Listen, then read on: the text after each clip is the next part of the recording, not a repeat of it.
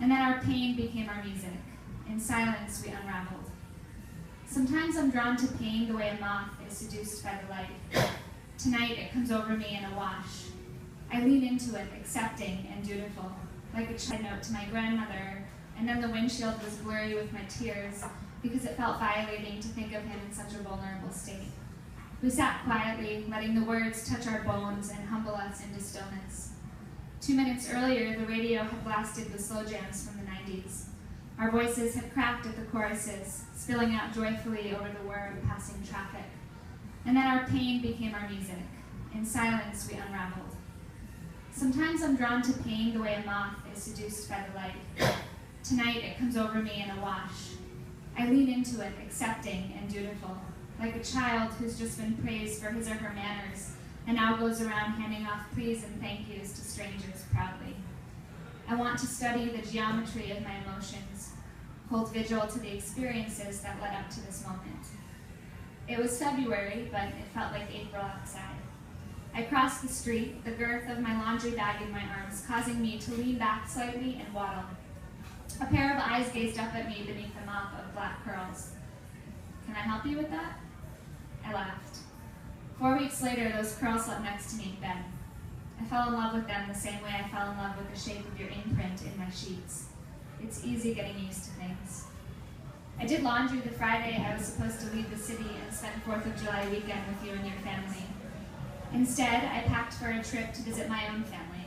A last-minute, somewhat sympathetic offering from my father to come pick me up and get me out of the place that reminds me of you.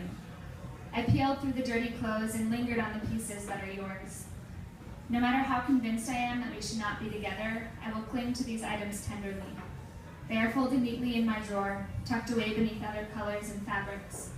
They are as inviting as they are daunting, reminders of what no longer is. I had a little laugh when I realized our whole relationship began and ended with laundry. I slept in your t-shirt the other night. I thought I'd feel sad, but mostly I felt numb. I have one match left in the book. It accompanies my friendly one-hitter, as well as 2 thin stems of marijuana whose affixed buds are the perfect amount to fill up the tiny mouthpiece. I could go into the kitchen to search for a lighter, but the thought seems exhausting. We're always complaining about missing lighters in this apartment. My dog is asleep next to me. The steady hum of her breathing is a comforting white noise. I watch for the rise and fall of her pink belly, smile at the closed half-moons of her eyes. I wondered if she'd sensed something gone awry between us, but she ran up to you with the same excited gait that she always has. I didn't want to smile because it breaks my heart just as much as it warms it to see her love someone so much.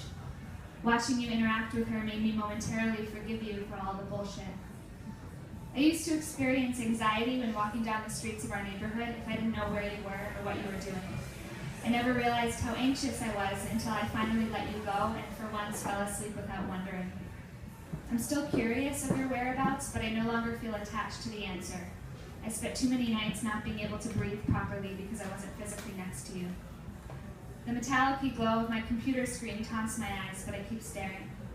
Nighttime is the hardest. When the room is dark and still, and you can hear the sound of your eyes blinking.